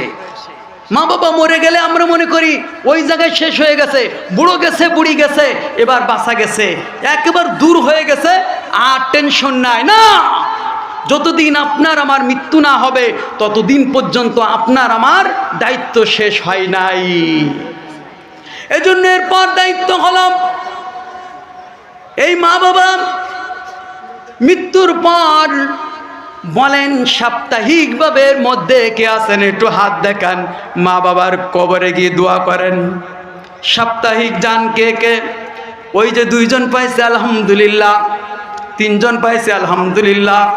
এই যে মা দরদি পা গেছে 3 জন, আল্লাহু আকবার। মায়ের মতো আপনজন, ওরে বাবার মতো আপনজন ত্রিভুবনে নাই। মায়ের পদ তলে জান্নাত দিলেন আল্লাহ, মায়ের পদ তলে জান্নাত দিলেন আল্লাহ। কত আদর যত্ন করি লালন করলো মাই, কত আদর যত্ন করি লালন করলো মাই। এই দুনিয়ায় মায়ের মতো আপন কেহ নাই রে, আপন কেহ নাই। ওরে তনু জাহান আসান হবে, ও তোর দনু জাহান আসান হবে মাহের সেবাই। মায়ের পদ তলে জান্নাত দিলেন আল্লাহ, মায়ের পদ তলে জান্নাত। হুমা জান্নাতুকা ওয়া নারুকা। আল্লাহ নবীকে জিজ্ঞাসা করা হলো, ইয়া রাসূলুল্লাহ, খেদমত করব কার? নবীজি বললেন তোমার মায়ের। উম্মুকা। আবার বললেন ইয়া রাসূলুল্লাহ, এরপর খেদমত করব কার? আল্লাহ নবীজি আবার বললেন উম্মুকা। ইয়া রাসূলুল্লাহ, এবার খেদমত করব কার? আল্লাহ নবী আবার বললেন তোমার মায়ের। এবার 4বার যখন জিজ্ঞাসা করা হলো ইয়া রাসূলুল্লাহ, এরপর খেদমত করব কার? আল্লাহ নবী তখন বললেন তোমার বাবার আবুকা। তাহলে পিতা থেকে মায়ের মর্যাদা আল্লাহ কয় গুণ বৃদ্ধি করে দিলেন? 3 গুণ বৃদ্ধি করে দিলেন। এজন্য আজকে গিয়ে যারা বড় হতে চান, যারা হায়াত বৃদ্ধি করতে চান, যারা রিজিকের অভাব দূর করতে চান, মায়ের সেবা শুশ্রূষার বিকল্প কোনো রাস্তা নাই। যে পদের যে মানুষটা দেখবেন ওই মানুষটা মা বাবার খেদমত করেছে। মা বাবার খেদমত না করলে জান্নাত হবে না। তাহলে যারা যারা জুম্মার নামাজ পড়ে সাপ্তাহিকভাবে মা বাবার কবরে যান, শুধু মা বাবার লাভ হয় না নিজেদের লাভ হয়? আল্লাহ নবীজি বলেছেন যারা মা বাবার কবরের পাশে সাপ্তাহিক জুম্মার নামাজ পড়ে যারা দুয়ার জন্য চলে যাবে, দোয়ার জন্য কিন্তু ইমামকে নেওয়া লাগবে না, মুয়াজ্জিনকে সাথে নেওয়া লাগবে না, একা একই চলে যাবেন। আল্লাহর কাছে গিয়ে দোয়া করবেন, রব্বির রহমহুমা কামা রব্বায়ানি সগীরা। এই দোয়াটা করবেন, কি লাভ হবে? আপনার জিন্দেগির যত সগীরা গুনাহ হয়ে গেছে, এই দোয়া যদি প্রতি জুম্মায় আপনি করতে পারেন মা বাবার কবরের পাশে, আপনার জিন্দেগির সব সগীরা গুনাহ আল্লাহ রব্বুল আলামিন মাফ করে দিবেন। কে মাফ করে দিবেন? শুধু তাই নাই, নবীজি বলেছেন যদি কেউ মা বাবার কবরের পাশে গিয়ে প্রতি জুম্মায় দোয়া করতে পারে, ওই ব্যক্তির জান্নাতের যাওয়ার জন্য আল্লাহ রব্বুল আলামিন ফয়সালা করে দিবেন। তাহলে জান্নাতে যাওয়ার আরেকটা রাস্তা, সেটা হলো মা বাবার কবরের পাশে গিয়ে দোয়া করা। এজন্য মা বাবার সেবার শুশ্রূষা যেমন আগেও আছে, এই সেবা শুশ্রূষা মৃত্যুর পরেও রয়েছে। এই জন্য আপনারা যারা এসেছেন, একটা পয়েন্ট গেল মা বাবার ব্যাপারে। দ্বিতীয় পয়েন্টটা হলো আল্লাহ রাব্বুল আলামিন বলেছেন ওয়া কানা হাক্কান আলাইনা নাসরুল মুমিনিন। তোমরা যদি মুমিন হও তাহলে তোমাদের বিজয় দিবেন কে? আল্লাহ রাব্বুল আলামিন। হযরত ইউনূস আলাইহিস সালাম তিনি কিন্তু সমুদ্রের ভিতরে পড়লেন। মাছ যখন তাকে গিলে ফেললো কিনা বলেন? একটা মাছে গেলে নাই, তাকে একটা মাছে গিলার পরে আবার আর একটা মাছ এসে গিলে ফেললো। যখন আরেকটা মাছে গিলে ফেললো, কয়টা মাছের কবরে গেল এখন? 2 মাছের কবরের অন্ধকার আর পানির অন্ধকার, সাগরের নিচেই মাছ চলাফেরা করে। তাফসীরের ভিতরে এসেছে, আমাদের যেমন নেতারা কাছের গাড়ির ভিতরে ঘুরে ঘুরে দেশ দেখে, ভ্রমণ করে, তাফসীরের ভিতরে এসেছে ইউনুস নবী মাছের পেটের ভিতরে সারা সমুদ্র ঘুরে বেড়াচ্ছিলেন। আর কাছের ঘরে যেমন ভাবে সব মানুষ দেখে, ওইভাবে সমুদ্রের তলদেশে ওইভাবে সব দেখে বেড়াচ্ছিলেন। আল্লাহু আকবার। এই নবী যখন দেখছেন, জিবরিল আমিন যেখানে নবীরা যায় সেখানে জিবরিল আমিন যায়। হযরত জিবরিল আমিন এই সমুদ্রের তলদেশে পৌঁছায় গেলেন। সমুদ্রের তলদেশে যখন পৌঁছায় গেলেন, নবী ডাক দিয়ে বললেন, ইউনুস নবী ডাক দিয়ে বললেন, জিবরিল আপনি তো রহমতের ফেরেশতা, বরকতের ফেরেশতা, অতল পানির তলে সমুদ্রের নিচেই এখানে আমি এসেছি, আপনি সেখানে কেন এসেছেন? জিবরিল আমিন বললেন, নবী যেখানে যাই আল্লাহর দূত ফেরেশতা জিবরিল সেখানে যায়। আমি কিন্তু এই সমুদ্রের তলদেশে সব কিছু দেখছি আর শুনছি। আমার কানের ভিতরে গুনগুন করে যে আওয়াজটা হয়, কারা যেন বারবার যেন কি যেন ডাকে, আমি কিন্তু এইটা বুঝতে পারছি না। কারা এইভাবে ডাকাডাকি করে, কারা এইভাবে গুনগুন করে শব্দ করতে থাকে, এখানে তো মানুষজন কিচ্ছু নাই। হযরত জিবরিল আমিন তখন ডাক দিয়ে বলেন, ও আল্লাহর নবী ইউনুস আলাইহিস সালাম, এই যে সমুদ্রের অতল তলদেশে গুনগুন করে যে শব্দগুলো পান, এগুলো অন্য কিছু না, এগুলো এই সমুদ্রের তলদেশে যত কাঙ্কর আছে সকল কাঙ্করগুলো আল্লাহর তাসবিহ করে, আল্লাহকে ডাকে। কাকে ডাকে? আল্লাহ তাআলা বলেন, ইউসাব্বিহু লিল্লাহি মা ফিস সামাওয়াতি ওয়া মা ফিল আরদ। আকাশে যারা আছে, জমিনে যারা আছে, সাগরে যারা আছে, সবাই কিন্তু ইউসাব্বিহু আমার তাসবিহ করে। শুধু ইয়া আইয়ুহাল ইনসান মা গাররাকা বিরাব্বিকাল কারীম, মানুষ তোমাদের কি হলো, তোমরা আমার জিকির না করে বিমুখতা করছো। এইভাবে ইউনুস নবী যখন শুনতে পাইলেন পানির অতল তলদেশে জিকির করছে কাঙ্করেরা, তখন ইউনুস নবী আর বসে থাকলেন না, তিনি তখন জিকির শুরু করে দিলেন। জিকির শুরু করলেন। কি জিকির আপনারা জানেন? লা ইলাহা, সবাই পড়েন আমার সঙ্গে, লা ইলাহা ইল্লা আনতা সুবহানাকা ইন্নী কুনতু মিনাজ জালিমিন।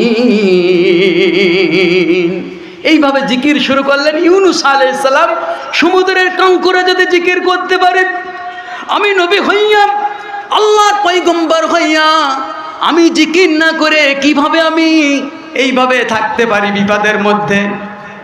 আল্লাহ রাব্বুল আলামিন তখন জিকিরের জবাব দিলেন। জবাব কে দেয়?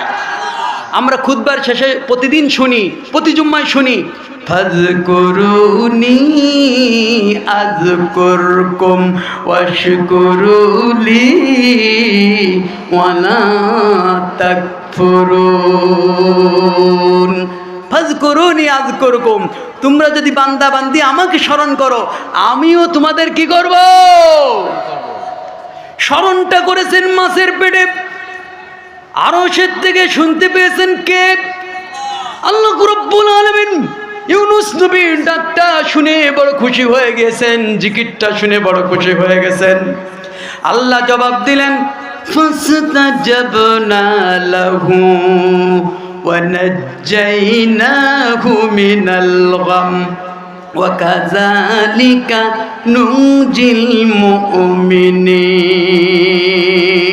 ফাসতাজাবনা লাহু ওয়া নাজ্জাইনা, মুক্তি দেওয়া, যে আমাকে ডাকে অনেক যেই না ঘুমিনাল কম, আমি তাকে মুক্তি দেওয়ার দায়িত্ব নিয়ে নিই। বলেন আল্লাহু আকবার। এই জন্য আমরা যদি আল্লাহকে যা ডাকি আমাদের মুক্তি দিবেন কে? এই জন্য আমরা আল্লাহকে কারা কারা ডাকতে রাজি আছি বলেন আল্লাহু আকবার। আমরা দিবানিশি 5 বার কাকে ডাকবো? সিজদা করব কাকে? শুধু মসজিদে না, সব জায়গায় আল্লাহকে ডাকবো। কৃষি খেতে গিয়ে যখন লাঙ্গল চালাবো তখন পরের আল একটু বেশি করে বাধাই ধরবো না, ওখানেও আল্লাহকে স্মরণ করব। জিকির মানে শুধু আল্লাহ আল্লাহ বলা না, জিকির মানে স্মরণ। শুধু আল্লাহ এটা তো মুখের জিকির, কাজেরও জিকির আছে, আলটা যেন ঠিক থাকে। বুনের জমি যারা ফাঁকি দিয়েছেন, এটা কিন্তু হক, বান্দার হক, আপনাকে জবাব দিতে হবে। কারণ বোন যে অংশটা পায় এটা কিন্তু বান্দার হক। আল্লাহ আর রহমুর রাহিমিন বলে আল্লাহ আপনাকে মাফ করবেন না।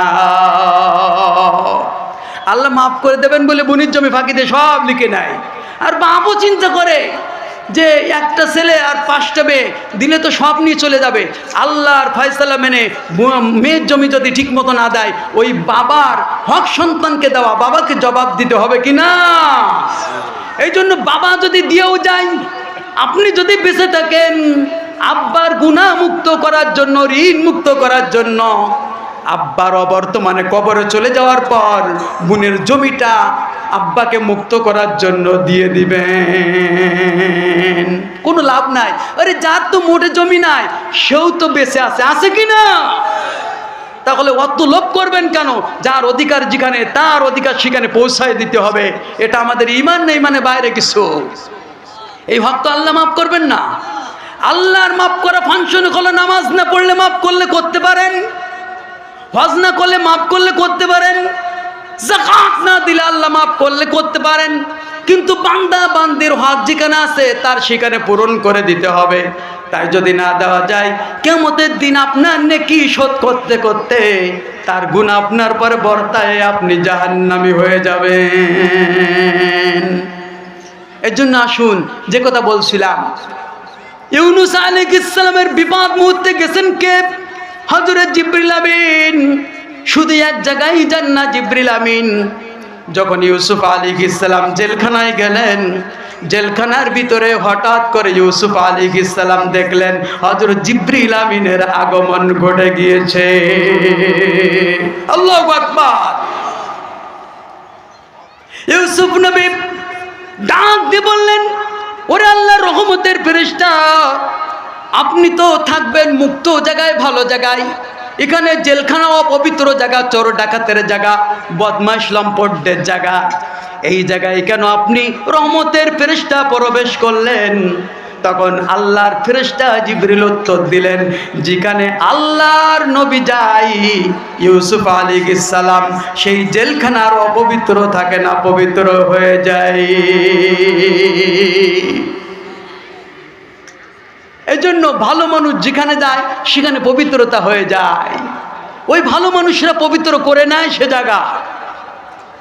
এজন্য আল্লাহ রব্বুল আলামিনকে আমরা যদি ডাকতে পারি, ফাযকুরুনি আযকুরকুম ওয়াশকুরুলি ওয়ালা তাকফুরুন। ঈমানদার কখনো আল্লাহর ছাড়া অন্য কাউকে ভয় করে না। লাম ইয়াখশা ইল্লাল্লাহ। আল্লাহ রব্বুল আলামিন এই দুনিয়ায় যে আমাদের পাঠিয়েছেন, আমাদের ভয় করতে হবে কাকে বলেন? রবকে না রবকে? রবকে যদি ভয় করতে হয়, দেখেন কিভাবে সাহাবীরা ভয় করেছেন, আল্লাহকে ভয় করেছেন, কিভাবে আল্লাহ রব্বুল আলামিনকে আপন করেছেন। আল্লাহ নবী সাল্লাল্লাহু আলাইহি ওয়াসাল্লাম এইমাত্র জুম্মার নামাজ পড়ালেন। জুম্মার নামাজ পড়ার পর কিছু সংখ্যক সাহাবীরা বের হয়ে চলে গেছে, আর কিছু সংখ্যক সাহাবীরা এখনো নফল পড়ছে, তাসবিহ তাহলিল গুনছে। এর ভিতরে 2 জন আগন্তুক চলে এসেছে। 2 জন আগন্তুক এসে হযরত আবু বকরের সামনে উপস্থিত হয়ে গেল। হযরত আবু বকরকে বললেন, তোমাদের নবী কই, তোমাদের রসুল কই? তখন আবু বকর বলছে, আমাদের রসুল এখনো নামাজ শেষ করতে পারে নাই, তোমাদের নবীর সঙ্গে রসুলের সঙ্গে দেখা করতে চাই। হযরত আবু বকর বললেন, দেখা যদি করতে চাও একটু অপেক্ষা করতে হবে ভাই। অপেক্ষা করলেন, নবীজির নামাজ শেষ হয়ে গেল, তাসবিহ তাহলিল শেষ হয়ে গেল, বিশ্ব নবীর কাছে অনুমতি চাইলেন। দুইজন আগন্তুক অনুমতি পাইয়া বিশ্ব নবীর দরবারে উপস্থিত হয়ে গেলেন। নবীজি বললেন, তোমরা কারা, তোমাদের পরিচয় কি, তোমরা কি জন্য আমার কাছে এসেছো? তখন দুইজন আগন্তুক পরিচয় দিলেন, ইয়া রাসূলুল্লাহ, হে আমরা কিন্তু মুসলমান না, আমরা দুইজন হলাম খ্রিস্টান। তাহলে আমার কাছে কি? বললেন, আমরা মদিনার লোক না, আমরা হলাম সিরিয়ার লোক। বছরে আমরা 2-3 বার আমরা ব্যবসার জন্য মদিনায় পা রাখি। আমরা জাইতুনের তেল নিয়ে আসি আর মধু নিয়ে আসি। এই জাইতুনের তেল আর মধু আমাদের ওই সিরিয়ায় বেশি পাওয়া যায়। এই দুইটা জিনিস আমরা মদিনায় বিক্রয় করি, লভ্যাংশ বেশি পাই। আর মদিনায় বেশি খেজুর পাওয়া যায়, খেজুরটা আমরা নিয়ে আমাদের সিরিয়ার বাজারে কম হয়, ওইটাই অনেক লাভ পেয়ে যাই। তাহলে তোমরা ব্যবসায়ী, আমার কাছে তোমাদের কি? তখন তারা বললেন, ইয়া রাসূলুল্লাহ, খ্রিস্টান হতে পারি, কিন্তু আপনাকে ধোঁকা দিচ্ছি না, আপনাকে প্রতারণা করছি না। আমরা এই যে রাস্তা দিয়ে আমরা আসি, এই রাস্তা দিয়ে আমরা যখন আসি তখন আমরা দেখি আসার পথে অসংখ্য যুদ্ধার সমাহার আমরা দেখতে পাই। তাবুকের প্রান্তে দেখি অসংখ্য মুজাহিদ, অসংখ্য সৈন্যবাহিনী, তাদের মধ্যে আমরা ঢুকে গেলাম। জিজ্ঞাসা করলাম, তোমরা কারা? বললেন, আমরা ইতালিয়ান বাহিনী, আমরা রোমাঞ্চ সৈন্য। তৎকালীন পৃথিবীতে সব থেকে সুপার পাওয়ার ছিল যারা, রোমান সৈন্য, ইতালিয়ান বাহিনী তারা। এখন যদি আমেরিকা বলে বাংলাদেশের সঙ্গে লড়বো, যুদ্ধ করব, কোনো দেশ বাংলাদেশের সাপোর্ট করবে না। কয় ঘন্টা বাংলাদেশ পারবে বলেন? এইভাবে করে তৎকালীন মদিনায় অস্ত্র নাই, শস্ত্র নাই, সৈন্য নাই, কিচ্ছু নাই। মদিনা আক্রমণ করবে, ওদিকে মক্কার কাফেররা কিন্তু তাদের পক্ষে রয়েছে। কাদের পক্ষে? মক্কার মুশরিকরা কিন্তু রোমানদের পক্ষে রয়েছে। এদিকে যখন আমরা ঢুকলাম ওই বাহিনীর ভিতরে, আমরা জিজ্ঞাসা করলাম, তোমরা কারা? তখন তারা বলল, আমরা রোমাঞ্চ সৈন্য। তোমরা এখানে কতজন এসেছ? বলল, 5000 এসেছি, আর 35,000 পিছনে। 35,000 কোথায়? আমাদের বাদশা হিরাক্লিয়াস আমাদেরকে 1 বছরের অগ্রিম ভাতা দিয়ে দিয়েছে, আমাদের বেতন বোনাস 1 বছরের অগ্রিম দিয়ে দিয়েছে। আর বলেছে, মদিনার নবী, নতুন নবী যিনি আমাদের ধর্মকে চুনকালি লাগাচ্ছে, আমাদের লাত, হবল, উজ্জা, আমাদের এগুলোর যারা চুনকালি লাগায়, ওই সাহাবী এবং নবীকে ধুলার সঙ্গে মিশাই দিতে হবে। এই দায়িত্ব দিয়ে আমাদেরকে পাঠিয়ে দিয়েছে। আমরা মদিনার প্রান্তে যেতে চাই। হ্যাঁ নবী, আমরা খ্রিস্টান হতে পারি, একটু সার ব্যবস্থা করেন। আমরা খ্রিস্টান হতে পারি, তবে ধোঁকা দিচ্ছি না, প্রতারণাও করছি না। তারা কি বলল? ধোঁকাও দিচ্ছি না, প্রতারণাও করছি না। নবীজি যখন একথা শুনলেন, তখন কি আর বসে থাকা যাবে? নবীজি সাহাবীদেরকে বলেন, আবু বকর এবং উপস্থিত যত সাহাবী আছো, যারা কেবলমাত্র বাড়ির ভিতরে ঢুকে গিয়েছে, এখনো যারা রাস্তায় আছে, প্রত্যেককে তোমরা ডেকে দাও।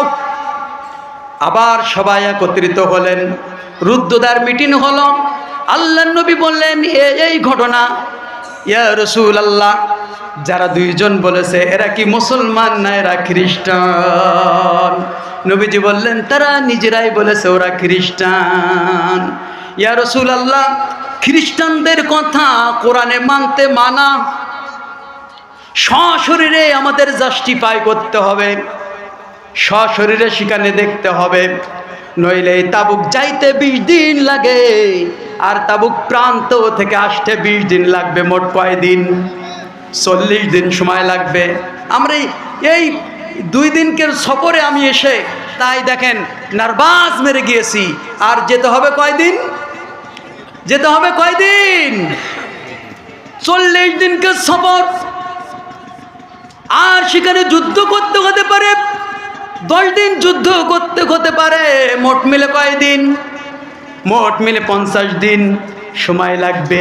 ইয়া রাসূলুল্লাহ, জাস্টিফাই করা ছাড়া আমাদের এখানে এই সময় ব্যয় করাটা আমাদের জন্য শোভনীয় হবে না। নবীজি বললেন, তাহলে কে যে যেতে রাজি আছো? কে কে ওখানে যেতে রাজি আছো? তখন বললেন, একজন যুবক বললেন, লাব্বাইক ইয়া রাসূলুল্লাহ। ময়দান থেকে একজন যুবক উঠে গেলেন, দাঁড়িয়ে বললেন, ইয়া রাসূলুল্লাহ, আমি তাবুক প্রান্তে যেতে রাজি আছি। যে যুবক দাঁড়ালেন, যুবকটা অন্য কেউ নয়, আল্লাহর নবী যাকে বলেছেন আসাদুল্লাহিল গালিব, যাকে বলেছেন আল্লাহর সিংহ, আল্লাহর বাঘ বলেছেন। এই আল্লাহর বাঘ আসাদুল্লাহিল গালিব হযরত আলী শেরগুদা, তিনি কিন্তু দাঁড়িয়ে গেলেন। ইয়া রাসূলুল্লাহ, আমি একা যাব, অন্য আর কারোর কি লাগবে না। নবীজি বললেন, আমার সুন্নাত হলো 2 জন কমসে কম যাওয়া, সফরে কিন্তু একজন আসতে নাই। এজন্য দেখেন আমার কিন্তু একজন সাথী এসেছে। দূরের পথ, একা আসলেও আসতে পারতাম, কিন্তু নবীর সুন্নাত মানার জন্য একজন সফর সঙ্গী নিয়ে এসেছি। হযরত আলী বললেন, একজন সৈন্য দেওয়া লাগবে না, মুজাহিদ দেওয়া লাগবে না, একজন গোলাম আমার সঙ্গে দিলে যথেষ্ট। হযরত আলী ঘোড়া নিলেন আর একটা গোলাম নিলেন, গোলামকে উঠালেন। নবীজি হযরত আলীর পিঠের উপরে হাত বুলিয়ে দিলেন আর বললেন, ও আলী রে, আমার চাচতো ভাই, আবার আমার জামাতা। মাত্র তখন 21-22 বছর বয়স হযরত আলীর। হযরত আলী তখন যুবক মানুষ, উঠে গেলেন ঘোড়ার পিঠে। নবীজি মাথায় পিঠে হাত বুলাই দিলেন, দোয়া করে দিলেন, আর একটা লাঠি হাতে দিয়ে দিলেন, আর বললেন, আলী, যতক্ষণ পর্যন্ত এই লাঠিটা তোমার হাতে থাকবে ততক্ষণ পর্যন্ত পৃথিবীর কেউ তোমাকে অনিষ্ট করতে পারবে না, কেউ তোমাকে ক্ষতি করতে পারবে না। লাঠি কান নিলেন, হযরত আলী গোলামকে উঠালেন, নিজে উঠলেন, চাবুক মারলেন ঘোড়াকে, তবুক পৌঁছালেন। 20 দিনের রাস্তা মাত্র 7 দিনে। কয় দিনে? সবাই বলেন, পিছনে সবাই বলেন, কয় দিনে পৌঁছালেন? 7 দিনে। 20 দিনের রাস্তা 7 দিনে পৌঁছালেন। দূর থেকে দেখে আলী যে যা বলেছে 2 জন খ্রিস্টান, ওরা তো সত্যই বলেছে। তাহলে গোলাম, তুমি এখানে থাকো। লাঠি দিয়ে একটা গন্ডি দিয়ে দিলেন, এই দাগের ভিতর থেকে তুমি বেরোবা না, ঘোড়াটা এখানে বাধা থাকবে, এখান থেকে ঘোড়াও যাবে না, তুমিও যাবে না। আকাশ জমিনের কেউ নাই যে তোমাদেরকে এই দাগের ভিতরে অনিষ্ট করতে পারবে, শুধু আজরাইল ছাড়া। গোলাম বললেন, ঠিক আছে, আমিও যাব না, ঘোড়াও যাবে না। হযরত আলী ঠক ঠক করে চলে গেলেন, তরবারি খাপ থেকে বের করলেন, ওই বাহিনীর ভিতরে চলে গেলেন, তাবুক প্রান্তে চলে গেলেন। পাহাড়ের উপরে উঠে দেখলেন সত্যি সত্যি 5000 মতো সৈন্য দেখা যায়। হযরত আলী বললেন, তোমরা কারা? তোমাদের কমান্ডার কই? আমি কিছু প্রশ্ন করতে চাই। তখন বললেন, আমাদের কমান্ডার স্যার ঘুমাই, কমান্ডার স্যারকে ডেকে দাও। কমান্ডার স্যারকে ডেকে দেওয়া হলো। কমান্ডার স্যার চোখ কাতলাইতে আলীর সামনে আসলেন। হযরত আলী বললেন, আপনারা কোত্থেকে এসেছেন এবং কোথায় যাবেন? আপনারা কারা, এটা আমি জানতে চাই। কমান্ডার বললেন, আমরা ইতালিয়ান বাহিনী, রোমাঞ্চ সৈন্য। তাহলে আপনাদের উদ্দেশ্য কি? আমাদের বাদশাহ আমাদেরকে 1 বছরের বেতন বোনাস অগ্রিম দিয়ে দিয়েছেন। মদিনায় নাকি মক্কা থেকে নতুন নবী এসেছে আর তার সাহাবীরা এসেছে হিজরত করে। আমাদের বাদশাহ বলেছেন ওই নতুন নবী আর তার সাহাবীদেরকে মাটির সঙ্গে ধুলার সঙ্গে মিশাই দিয়ে আসতে। আমরা সেই কাজে যাচ্ছি। তখন আলী বললেন, আমার 2টা প্রশ্ন আছে। কয়টা? 2টা প্রশ্ন। 1 নম্বর প্রশ্ন আর 2 নম্বর প্রশ্নর জবাব দিতে হবে। কে দিবেন বলেন? বলে আমি কমান্ডার, আমি দিব। তাহলে আপনারা যে মদিনা নবীর সঙ্গে তার সাহাবীদের সঙ্গে যুদ্ধ করতে যাবেন, আপনাদের কি মদিনা নবী এবং তার সাহাবীদের সঙ্গে যুদ্ধ করার পিছনে তিক্ত অভিজ্ঞতা কি আছে নাকি? বললেন না। হযরত আলী বললেন, এই মদিনার নবী মক্কার কুরাইশদের সঙ্গে মুশরিকদের সঙ্গে যুদ্ধ করেছে বদর প্রান্তে। মাত্র 313 জন হয়ে 1000-এর বিরুদ্ধে লড়েছে। তাদেরকে তামা তামা করে দুনিয়া থেকে শেষ করে দিয়েছে। 1000 হয়ে উহুদের যুদ্ধে 3000-এর বিরুদ্ধে লড়েছে মক্কার নবী আর তার সাহাবীরা। এই 3000-এর বিরুদ্ধে 1000 হয়ে লড়াই করে তাদের এক প্রান্তে পরাস্ত করে দিয়েছে। 3000 হয়ে খন্দকের যুদ্ধে 10,000-এর বিরুদ্ধে লড়াই করেছে। এই মদিনার নবী আর তার সাহাবী মাত্র 3000 10,000-এর বিরুদ্ধে জয়লাভ করেছে। বলেন আল্লাহু আকবার। ওয়ালা তাহিনু ওয়ালা তাহজানু ওয়া আনতুমুল আ'লাউনা ইন কুনতুম মুমিনিন। আল্লাহ বলেছেন, তোমরা যদি ঈমানদার হও, মুমিন হও, তোমাদের বিজয় দান করে দেওয়ার দায়িত্ব আমি আল্লাহ। তাহলে মুমিন হতে হবে কিনা বলেন? এরপর কি হলো? এরপর কি হলো? আপনাদের টাইম কিন্তু 11টা, আর আধা ঘন্টা আছে। আধা ঘন্টা শুনতে রাজি আছেন তো? কারা কারা রাজি আছেন আবার একবার হাত উঁচু করে দেখান। আল্লাহ তাআলা কবুল করুক। আমার সাথে করে নিয়ে যাবেন, আমার সাথে করে নিয়ে যাবেন। আপনারা কিন্তু আমার রেখে যাবেন না। ইনশাআল্লাহ আখেরি মুনাজাত আধা ঘন্টা যখন হয়ে যাবে, আমরা আখেরি মুনাজাত দিয়ে বাড়িতে চলে যাব। হযরত আলী ঘটনার দ্বিতীয় প্রশ্ন যখন করলেন, দ্বিতীয় প্রশ্ন হলো, আপনারা যে মদিনায় যাবেন, মদিনার রাস্তা কিন্তু আঁকা বাঁকা। রাস্তা কেমন? রাস্তা কিন্তু আঁকা বাঁকা। এই মদিনায় আপনারা কি কোনোদিন গেছেন? বলে আমাদের রাহাবার আছে। হযরত আলী গর্জন দিয়ে উঠলেন, মদিনার রাস্তা যে আঁকা বাঁকা, এই রাস্তায় একবার যারা ঢুকতে পারে কিন্তু আর বেরোয় আসতে পারে না।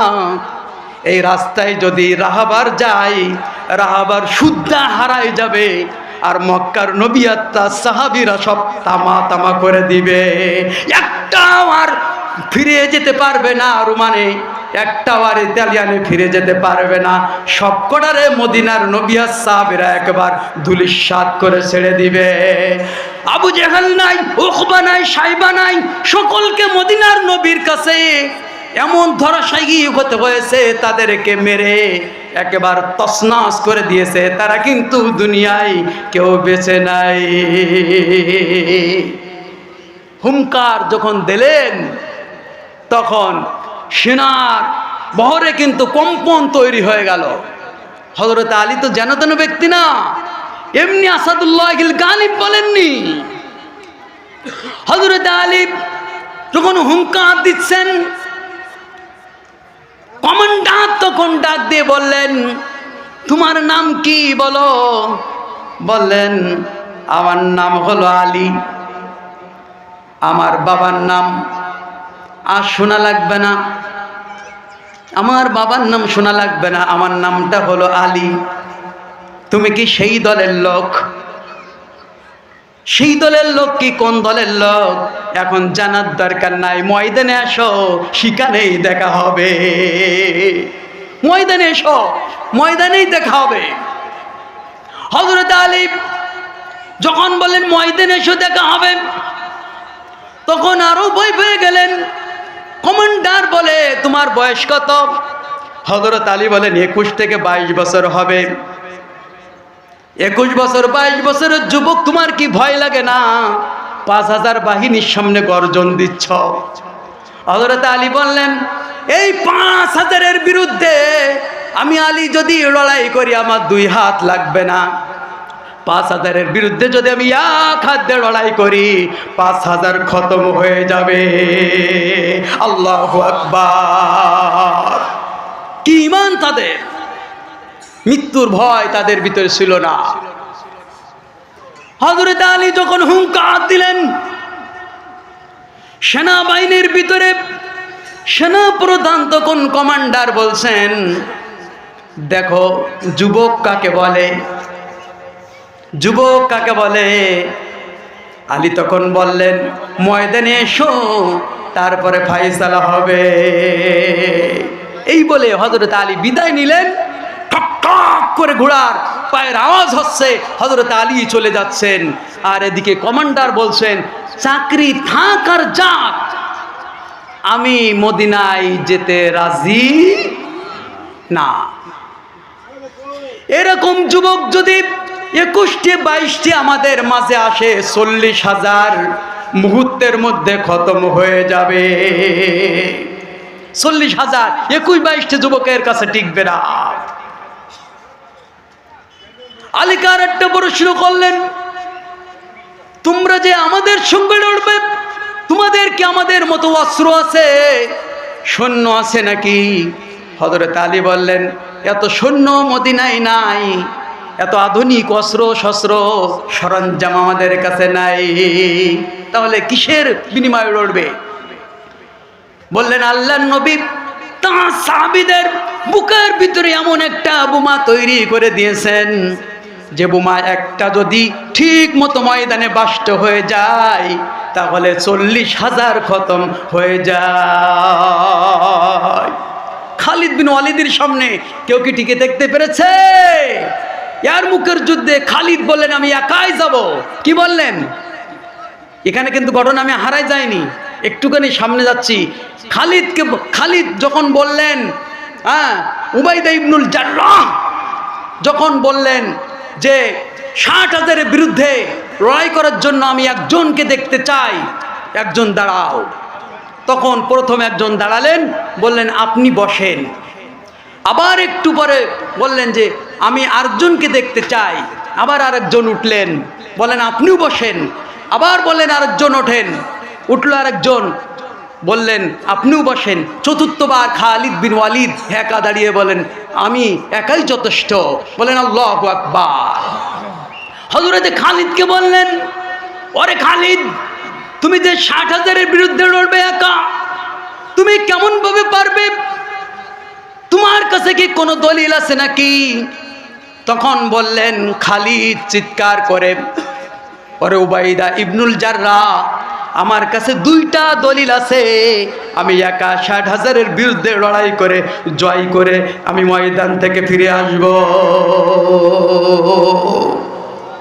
তাহলে আপনার দলিল কি বলেন? প্রথম দলিল কোরআন দিয়ে। আল্লাহ বলেছেন ওয়ালা তাহিনু ওয়ালা তাহজানু। সবাই বলেন ওয়ালা তাহিনু ওয়ালা তাহজানু ওয়া আনতুমুল আ'লাউনা ইন কুনতুম মুমিনিন। তোমাদের ভয় নাই, তোমাদের চিন্তা নাই। আল্লাহ কি বললেন? ভয়ও নাই, চিন্তা নাই, তোমরা যদি মুমিন হতে পারো বিজয় দান করবো আমি আল্লাহ। তাহলে আল্লাহ যদি বিজয় দান করবেন, আমি তো একজন মুমিন। কি খালিদ মুমিন না? জানো তো মুমিন? তিনি বলেন আমি তো মুমিন। আল্লাহ বলেছে মুমিন হতে পারলে বিজয় দেবে। আল্লাহ বলে না 1 লাখের বিরুদ্ধে 1 লাখ লড়াই করা লাগবে। আল্লাহ বলেননি 60,000-এর বিরুদ্ধে 20 জন যাওয়া লাগবে। মুমিন হলে তার বিজয় হবে। এজন্য আমি মুমিন, আল্লাহ আমাকে ওয়াদা দিয়েছেন আমি বিজয় ছিনে আনব। দ্বিতীয় দলিল কি? দ্বিতীয় দলিল হলো হাদিস। আমার নবী বলেছেন কাফেররা হলো মুর্দা। কাফেররা কি? আর মুমিন হলো জিন্দা। মুমিন কি? মুমিন হলো জিন্দা। আমি খালিদ হলাম জিন্দা আর সবাই হলো কি মুর্দা। তাহলে মুর্দার বিরুদ্ধে যদি জিন্দা লড়াই করে তাহলে মুর্দা কি 1 লক্ষ হলেও কি পারবে? খালিদ কিন্তু একাই ময়দানে যার সিদ্ধান্ত নিলেন। আবু উবাইদা ইবনুল জাররাহ রাদিয়াল্লাহু তাআলা আনহু বললেন, আপনি একা না ৬০,০০০-এর বিরুদ্ধে আরও ৫৯ জন নেন। আরও ৫৯ জন দিলেন। ৫৯ জন মিলে কয়জন হলো? ৬০ জন হলো। এরমুকের ময়দানে জিহাদের জন্য চলে গেলেন। এরমুকের ময়দানে বিজয় আনলেন। সেখানে আমার ঘটানোর উদ্দেশ্য না, বলছি মুমিন যদি একজন হয় বিজয় দিবেন কে? এই জন্য যে ঘটনায় থুয়ে দিচ্ছি ওখান তো একটু শেষ করার দরকার। হযরত আলী ফিরলেন, নবীজি ডাক দিলেন, ওরে আলী, আমার স্বাস্থ্য ভাই, আমার জামাতা, যা বলেছে খ্রিস্টান 2 জন, ঘটনা কি সঠিক নাকি? হযরত আলী বললেন, ইয়া রাসূলুল্লাহ, যদিও খ্রিস্টান তবে মিথ্যা বলে নাই। যদিও খ্রিস্টান তারপরে কি মিথ্যা বলে নাই, যা বলেছে সত্য বলেছে। তাহলে আলী, ওরা কি আসবে? ইয়া রাসূলুল্লাহ, যে ডায়লগ দিয়েছি, যদি মৃত্যুর ভয় থাকে তা মনে হয় তারা আসবে না। তারপরেও তো প্রস্তুতি নিতে হয়। তারপরে কি প্রস্তুতি নিতে হয়। নবীজি বললেন, আবু বকর, তাহলে আবার সাহাবীদেরকে ডাক দাও। সাহাবীরা সবাই চলে আসলেন। নবীজি কোন জিহাদে এমন কড়া ভাষণ দেননি। নবীজি এই তাবুক প্রান্তের জিহাদে যে ভাষণ দিয়েছেন এমন ভাষণ কিন্তু কোনো জিহাদে দেয় নাই। নবীজি বললেন, ওরা আমার সাহাবীরা, তোমরা যারা মহিলা আছো, পুরুষ আছো, সবাইকেই জিহাদে যাওয়া লাগবে। কারণ ইসলাম থাকবে কি থাকবে না, এই মুহূর্তে এমন একটা শক্তি লড়াই করবে, পৃথিবীর শ্রেষ্ঠ বাহিনী যারা, ইতালিয়ান বাহিনী, তারা এরা কিন্তু লড়াই করবে। এজন্য তোমরা প্রস্তুত হয়ে যাও। রক্তরাঙ্গা আকাশ দেখে ভয় পেও না, ওই আকাশের মাঝে আছে আলোর কণা। রক্তরাঙ্গা আকাশ দেখে ভয় পেও না, ওই আকাশের মাঝে আছে আলোর কণা। রক্ত নদী পেরিয়ে বাদার পাহাড় মাড়িয়ে, রক্ত নদী পেরিয়ে বাদার পাহাড় মাড়িয়ে আসবে সুখের ঠিকানা। রক্তরাঙ্গা আকাশ দেখে ভয় পেও না, ওই আকাশের মাঝে আছে আলোর কণা। ইটের পরে ইট দিলে হয় প্রাসাদ রচনা, হয় কি না? সকল ইটের হয় না আবার একই ঠিকানা। মাটির নিচে যাই কেহ, ভেঙ্গে গুঁড়ো হয় কেহ। মাটির নিচে যাই কেহ, ভেঙ্গে গুঁড়ো হয় কেহ। তবেই তো পূরণ হয় মনোবাসনা। রক্তরাঙ্গা আকাশ দেখে ভয় পেও না, ওই আকাশের মাঝে আছে আলোর কণা। সাহাবীরা ভয় পায়নি। কি করলেন? নবীজি ভাষণ দিলেন, ইসলাম থাকবে কি থাকবে না, তোমাদের জীবন দিতে হবে, তোমাদের মাল দিতে হবে, প্রয়োজনে রক্ত দিতে হবে। তারপরও ইসলাম আমাদের যদি শেষ করে দিতে পারে, এই জমিনে ইসলাম প্রতিষ্ঠিত হবে না। এই জন্য নাম লিখাতে থাকো।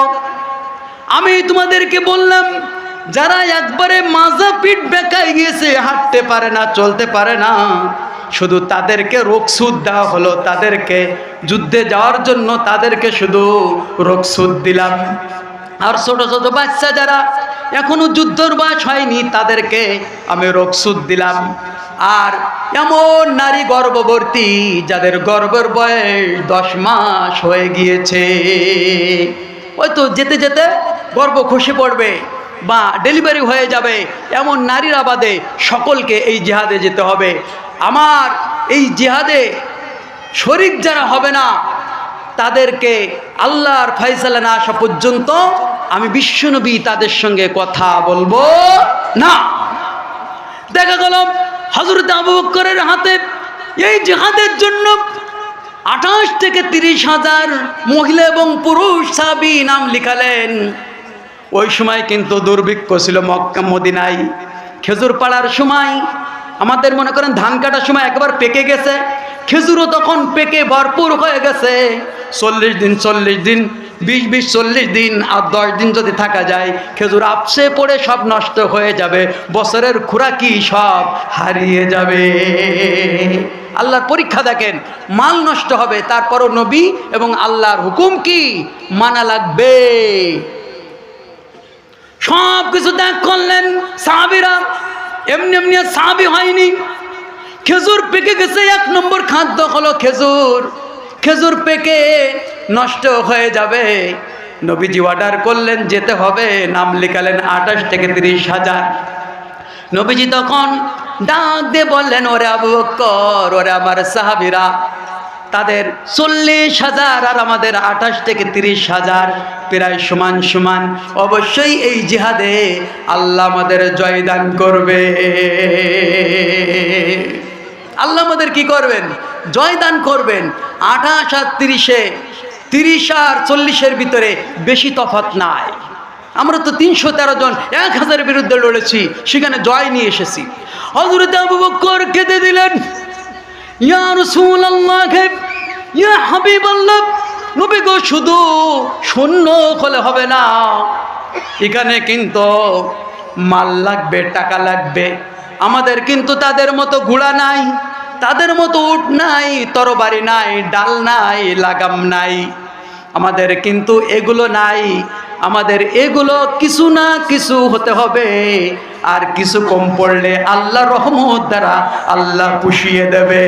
ওয়ালা তাহিনু ওয়ালা তাহজানু ওয়া আনতুমুল আলাউনা ইন কুনতুম মুমিনিন। সবাই মুমিন, ভয় করার কিচ্ছু নাই, চলো। আবু বকর বললেন, হুজুর মাল দিতে হবে। ওরে আবু বকর, তুমি আমার যুবক বয়সের সাথী, তুমি আমার এখন এই বয়সের সাথী, তুমি আমার কবরের সাথী, তুমি আমার জান্নাতের সাথী। ও আবু বকর, প্রথম দেখতে চাই তোমার থেকে তুমি কি দিতে পারো, তুমি আগে দিয়ে দেখাও। হযরত আবু বকর সোজা চলে গেলেন মসজিদে নববীর পিছন দিক দিয়ে।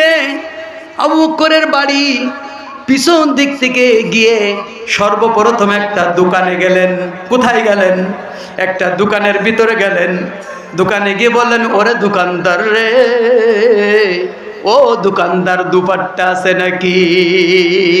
দুপাট্টা মানে সালার শটের মতো, কেমন একবার সালার শটের মতো উদ্রি মোটা, এইগুলো মাঝখান দিয়ে ফাটা, এরকম ভাবে লাগাই দিতে হয়, ওটা লুঙ্গির মতো সেলাই করা না। দোকানদার, দুপাট্টা থাকলে দাও, আমার জন্য একটা দাও, আর আমার বিবি সাহেবার জন্য একটা দাও। 2টা দুপাট্টা নিলেন, বাড়ির ভিতরে ঢুকলেন, স্ত্রীকে বললেন, প্রিয়তমা, আল্লাহ নবী যে ঘোষণা দিয়েছেন এই জিহাদের জন্য অনেক সম্পদ দিতে হবে, বলো আমার বাড়িতে কি সম্পদ আছে? প্রিয়তমা ডাকতে বললেন, ওরে আমার প্রিয়তম স্বামী, ঘরের ভিতরে তেমন তো কিছু নাই। তখন আবু বকর ডাক দিয়ে বললেন, ওরে প্রিয়তমা, এই দুপাট্টা পরো, আমিও পরি, তুমিও পরো, কাপড়টা জিহাদের জন্য দান করে দাও। তাদের উৎসর্গ কেমন, তাদের উৎসর্গ কেমন ছিল! পরনের কাপড় পর্যন্ত খুলে দিলেন, দুপাট্টা পরলেন। কিসের জন্য? আল্লাহর জমিনে আল্লাহর কোরআন বিজয় হবে, ইসলাম বিজয় হবে।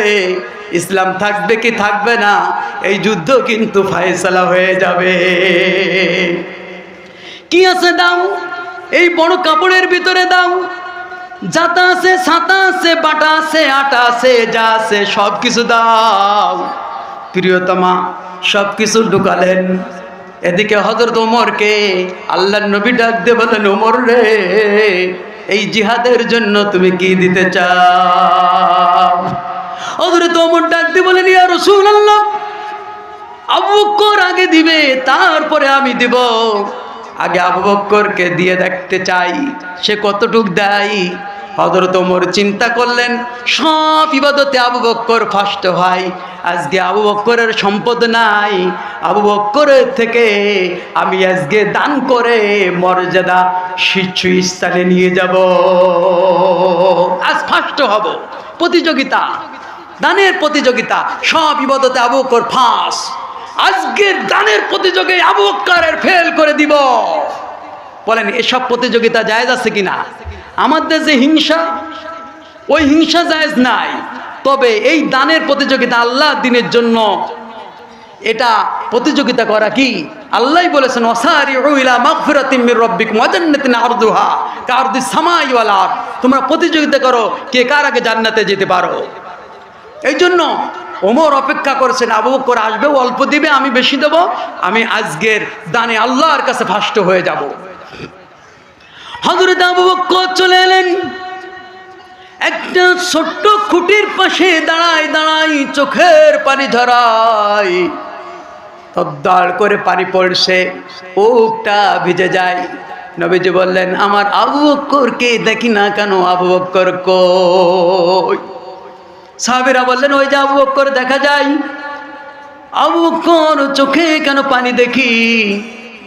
আবু বকর তখন বললেন ইয়া রাসূলুল্লাহ, হাবিবাল্লাহ, নবী গো, এই জিহাদের জন্য অনেক মাল দেওয়ার প্রয়োজন ছিল, তেমন কিছু নাই, তেমন কিছু দিতে পারি নাই, কি এনেছ? তখন টুপলাটা ঢাললেন, অল্প কিছু আটা, অল্প কিছু মাল সামানা, ঘটি বাটি লোটা। নবীজি বললেন পরে আবু বকর বাড়ির জন্য কি রেখে এসেছ, আর এই জিহাদের জন্য কি দিয়েছ?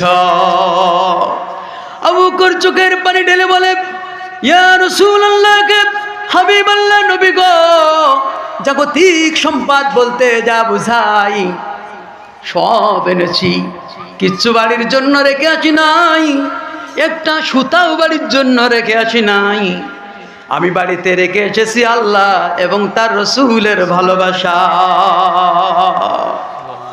ওমর তখন কেঁদে দিয়েছেন, ইয়া রাসূলুল্লাহ, আজকে আবু বকরের থেকে বেশি দান করতে চেয়েছিলাম, সম্পদ যা আছে মনে করেছিলাম অর্ধেক ভাগ করে আমি অর্ধেক আল্লাহর এই জিহাদের জন্য দিব, আর অর্ধেক আমার নিজের জন্য রাখবো, কিন্তু আবু বকর সব দিয়ে আবু বকর প্রতিযোগিতায় ফার্স্ট হয়ে গিয়েছে।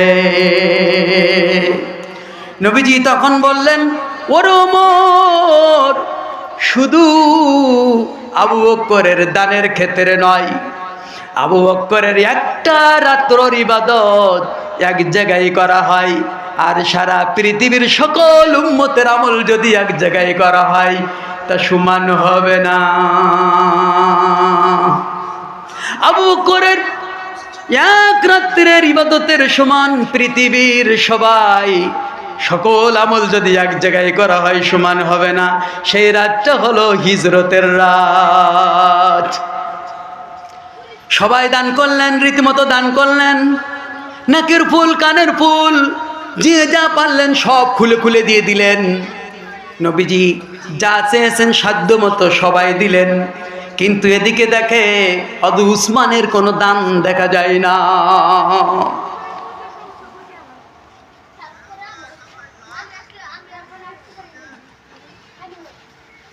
হযরত উসমানের কোনো দান দেখা যায় না। হযরত উসমান কই? হযরত উসমানের কোনো দান তো আমরা দেখতে পাচ্ছি, আমি দেখতে পাচ্ছি না। উসমান বলেন লাব্বাইকা ইয়া রাসূলুল্লাহ, হে লাব্বাইকা ইয়া রাসূলুল্লাহ। উসমান উপস্থিত রয়েছে। উসমান তুমি কতটুক দিতে পারবে? উসমান বললেন ইয়া রাসূলুল্লাহ, হে কত শত বুঝি না, যা চাইবেন আজকে তাই দিয়ে দিব, একটু কার্পণ্য করব না, যা চাইবেন তাই দিব। বলেন সুবহানাল্লাহ। উসমানকে বললেন 300 ঘোড়া দিতে হবে। উসমান বললেন দিলাম। শুধু 300 ঘোড়া দিলে হবে না, উসমান 300 উট দিতে হবে। 300 উট দিয়ে দিলেন। 300 উট দিলেন। উসমানকে বললেন উসমান শুধু ঘোড়া দিলে হবে না, উট দিলে হবে না, 300 উটের লাগাম দিতে হবে। 300 ঘোড়ার লাগাম দিতে হবে। তাই দিলাম। শুধু তাই দিলে হবে না, আমার 28 থেকে 30,000 সাহাবী সেখানে জিহাদের জন্য যাবে। এই সাহাবীদের তরবারি দিতে হবে, সাহাবীদের ডাল দিতে হবে। যেতে 20 দিন, আসতে 20 দিন, সেখানে থাকতে হতে পারে 10 দিন। মোট 50 দিনের খাবার, যাতায়াত যেখানে যা খরচ লাগবে, আটা ভুসি ঘোড়া উটের যেখানে যা লাগবে সব দিতে হবে। ওসমান বললেন, ইয়া রাসূলুল্লাহ, তাই দিলাম। বলেন আল্লাহু আকবার। ইয়া রাসূলুল্লাহ, তাই দিলাম। শুধু তাই দিলাম না ওসমান, এরপরে এত কিছু সব দেওয়ার পরে ওসমান 1 কেজি নয়, 2 কেজি নয়, 7 মণ রূপা আল্লাহ নবীর হাতে দান করে দিলেন। এই জন্য উসমান তো শুধু উসমান না, উসমান হলো ধনী, উসমান হলেন গণী।